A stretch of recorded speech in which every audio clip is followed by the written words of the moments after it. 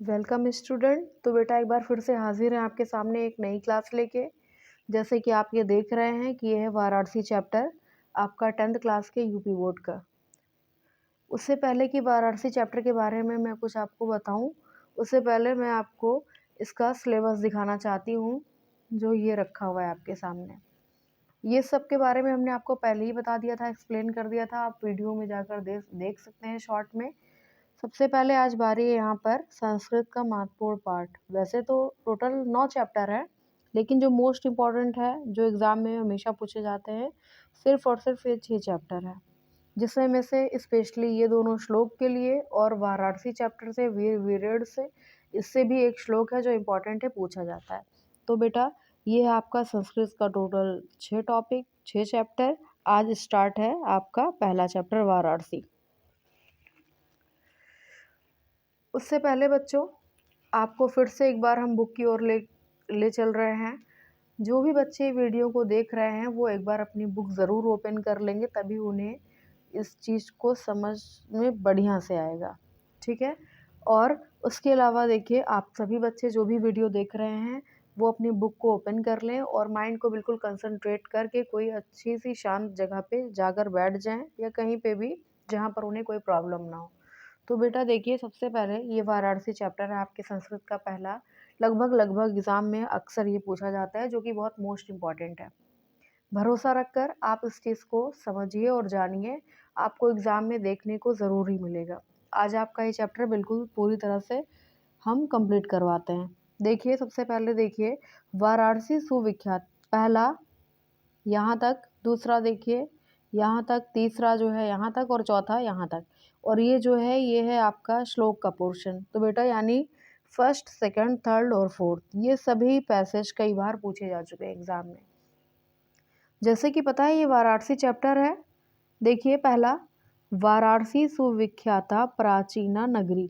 तो वाराणसी, वाराणसी चैप्टर, वाराणसी पहला, मतलब इसको देखते ही, इसमें कुछ भी नहीं जानना है, इसको देखते ही आप समझ जाएंगे कि ये वाराणसी चैप्टर है, ठीक। अभी और भी कुछ टैग वर्ड्स ऐसे बताएंगे जिससे आप चीज़ों को जान जाएंगे। अब अगला देखिए, ये दूसरा देखिए, वाराणस्या प्राचीन कालादेव गेहे गेहे विद्या विद्याया। गेहे गेहे का मतलब होता है कि घर घर में, यानी बहुत से घरों में, ठीक है। तो वाराणसी, वाराणस्या। अब तीसरा जो है, ईशा नगरी भारतीय संस्कृते संस्कृत भाषायाच केंद्र स्थलम अस्ति। तो देखिए, ईशा नगरी भारतीय संस्कृति, वाराणसी वाराणस्या, ईशा नगरी भारतीय संस्कृति। और अगला देखिए, यह नगरी विविध धर्माण संगम स्थली, यानी इस नगरी में विविध धर्म के लोग क्या करते हैं, संगम करते हैं, आते जाते रहते हैं, ठीक है। तो देखिए टोटल ये, यानी पहला देखिए वाराणसी सुविख्यात, वाराणसी प्राचीन काल, ईशा नगरी भारतीय संस्कृति, यह नगरी, ये है आपकी बुक। तो बेटा ये जो आपका मैं नोट्स बनाया हुआ है, ये देखिए ये नोट्स है। वाराणसी सुविख्यात से सर्वत्र स्प्रियांते, यानी कि वाराणसी से लेकर पूरा टोटल यहाँ तक सर्वत्र सप्रियांते, ठीक है। यानी ये पूरा हमने व्याख्या इसमें बता दिया है। आपको अपनी बुक खोलकर इस नोट को देखते हुए इसे नोट कर लेना है, आपको सेम टू सेम ऐसे ही लिख देना है, ठीक है। तो स्टार्ट करते हैं। देखिए आपको ये पता है कि इन चारों पैसेज में संदर्भ सेम ही होगा। ये है देखिए पूरा व्याख्या, वाराणसी सुविख्यात से, यानी यहाँ से पूरा टोटल यहाँ तक, ठीक है। प्रस्तुत गद्यांश, संदर्भ इसका जो है, प्रस्तुत गद्यांश हमारी पाठ्य पुस्तक हिंदी के संस्कृत खंड के वाराणसी पाठ से उद्गृत है, यानी लिया गया है। ये आप समझ में आ रहा है आपको। यानी प्रस्तुत गद्यांश, पहली बात संस्कृत का चाहे आपका श्लोक हो या फिर व्याख्या हो, वो गद्यांश होगा। प्रस्तुत गद्यांश हमारी पाठ्य पुस्तक हिंदी के संस्कृत खंड के वाराणसी पाठ से उद्गृत है, यानी लिया गया है, ठीक, क्लियर। अगला देखिए, प्रसंग। प्रसंग कभी भी किसी भी चीज़ का लिखिए तो उस प्रसंग में आपको क्या करना है कि इस गद्यांश में वाराणसी नगरी की स्थिति के बारे में बताया गया है, यानी जिस भी टॉपिक के बारे में आप लिख रहे हैं, अगर उसका प्रसंग आपको लिखना हो तो आप उस टॉपिक की क्वालिटीज़ को या कुछ मेनली जो बातें कही गई हैं उनको क्या करना है, आपको प्रसंग में उसको थोड़ा सा एक्सप्लेन करना है, ठीक। जैसे कि यहाँ पर लिखा है, इस गद्यांश में वाराणसी नगरी की स्थिति के बारे में बताया, ठीक है बेटा, ये क्लियर हो गया। यानी ये दोनों चीज़ इधर देखिए, पहला, दूसरा, तीसरा, चौथा, यानी वाराणसी सुविख्यात, वाराणसी प्राचीन कालादेव और ईशा नगरी और इया नगरी विविध धर्माणा, ठीक है। यानी कि ये दोनों, ये जो संदर्भ है और जो प्रसंग है, दोनों सेम टू सेम चारों के चारों में रहेगा, ठीक है। अब सबसे इम्पोर्टेंट जो बात है, देखिए टैग वर्ड्स। टैग वर्ड्स का मतलब होता है ऐसे वर्ड जिनको देखते ही आप तुरंत कैच कर लें, आपका माइंड तुरंत कैच कर ले कि ये कौन सा चैप्टर है, वाराणसी चैप्टर है, ठीक। तो देखिए टैग वर्ड्स कुछ ऐसे हैं, इसको आपको ध्यान में रखना पड़ेगा, आपको आपकी बुक में टॉपिक में चीज़ें मिल जाएंगी। देखिए वाराणस्या, गेहे गेहे संस्कृत वाग्धारा, वैदिक वाङ्मयस्य, ईशानगरी पर्यटका, इहानगरी विविध धर्माणा, पार्श्वनाथ, तुलसीदास, दर्शन और देशे देशे सर्वत्र, ठीक है। ये कुछ वर्ड ऐसे दिए हुए हैं जिसको देखते ही आप तुरंत पहचान जाएंगे कि वाराणसी नगरी चैप्टर है, ठीक है। तो आपको संदर्भ के बारे में पता चल गया, आपको प्रसंग के बारे में पता चल गया, टैग वर्ड्स जो कि आपको इधर बुक में मिल जाएंगे, ठीक है। बुक को ज़रूर खोल लीजिएगा और ये जो टैग वर्ड्स इधर हमने टिक लगाए हैं, ये जो सारे टैग वर्ड्स हैं, इनको क्या करेंगे आप अपनी बुक पे टिक लगाएंगे और माइंड को बिल्कुल कंसंट्रेट करके बैठेंगे, ठीक है। तो बेटा हम पूरा अर्थ एक बार आपको एक्सप्लेन कर रहे हैं, व्याख्या एक्सप्लेन कर रहे हैं। पूरी व्याख्या में आपको सेम ऐसे ही नोट कर लेना है, वाराणसी नगरी बहुत प्रसिद्ध और प्राचीन नगरी, मतलब बहुत ही प्रसिद्ध है और बहुत ही पुरानी नगरी है। यह स्वच्छ जल की तरंगों से युक्त गंगा नदी के किनारे स्थित है, ठीक है। जो इनकी तरंगे हैं यानी जो लहरें हैं, यह स्वच्छ जल की लहरों से युक्त गंगा नदी के किनारे स्थित है। इनके घाटों की घुमावदार पंक्ति चांदनी रात में बहुत ही सुंदर लगती है, बहुत ही खूबसूरत लगती है। यानी जो डिज़ाइन द्वारा ये बनाया गया है, जो डिज़ाइन बनी हुई है, जो भी फूल पत्ती, जो भी उसकी आकृति दी गई हुई है, उसके द्वारा ये क्या करती हैं, बहुत ही सुंदर दिखती हैं। असंख्य यात्री भ्रमण करने के लिए यहाँ देश विदेश से प्रतिदिन आते हैं और यहाँ पर और इसकी शोभा और सुंदरता को देखकर बहुत ही प्रसन्न होते हैं और प्रशंसा करते हैं। मतलब सिर्फ और सिर्फ ये नहीं कि कुछ बहुत ही कम संख्या में, असंख्य यानी अनगिनत लोग आते हैं यहाँ पर और सिर्फ अपने देश से नहीं, अनेक देशों से आते हैं और उसकी प्रशंसा करते हैं, ठीक है। अब वाराणसी में प्राचीन काल से ही घर घर में विद्या की अलौकिक ज्योति जल रही है। देखिए बच्चों, घर घर गेहें गेहें, और इधर देखिए बुक में आपका ये जो सेकंड वाला है, गेहें गेहें विद्याया, ठीक है, दिव्य ज्योति घोतते, ठीक है।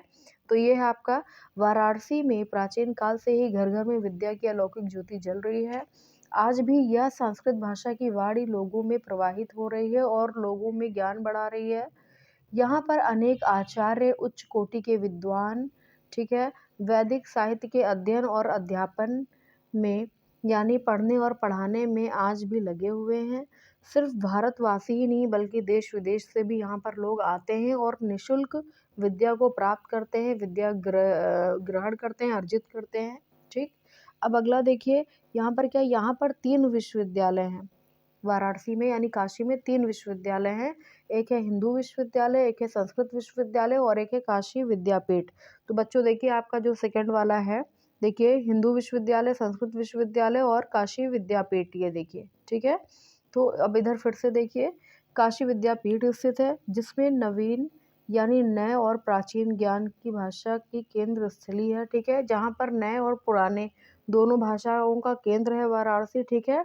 और यहीं से लोग क्या करते हैं, चीज़ों को सीखते हैं।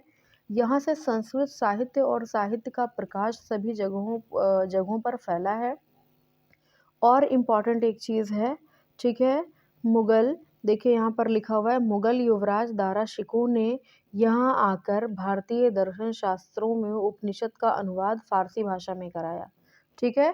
जिसको देखकर ये बहुत ही प्रसन्न हुए थे, फिर इन्होंने क्या किया, उपनिषद का अनुवाद किस चीज़ में, फ़ारसी भाषा में करवाया, ठीक।